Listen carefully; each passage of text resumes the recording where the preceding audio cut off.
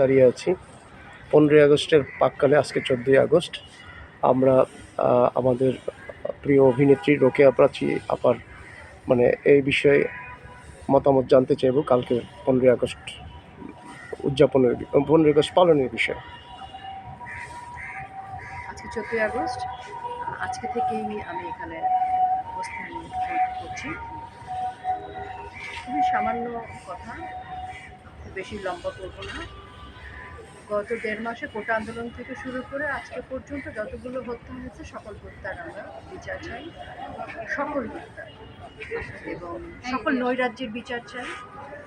আমাদের যত রাষ্ট্রীয় স্থাপনা, যত ঐতিহ্য সংস্কৃতির হত্যা ঘটেছে সেটার বিচার চাই। এবং এই ধানমন্ডি 32-এ দাঁড়িয়ে আমি জোরালোভাবে বলতে চাই, বঙ্গবন্ধুর ইতিহাসকে হত্যা করা হয়েছে, ধানমন্ডি 32 পুড়িয়ে দেওয়া হয়েছে, এর বিচার চাই। এবং 15ই আগস্ট, আগামীকাল 15ই আগস্টের শোককে স্মরণ করে সকল শহীদের প্রতি শোক প্রস্তাব করছি, শোক জানাই, শহীদদের আত্মার শান্তি কামনা করছি, প্রতিবাদ জানাচ্ছি এবং বলতে চাই ধানমন্ডি 32 আমাদের বাড়ি, বাংলাদেশের বাড়ি, আমাদের মুক্তিযুদ্ধের ইতিহাসের বাড়ি।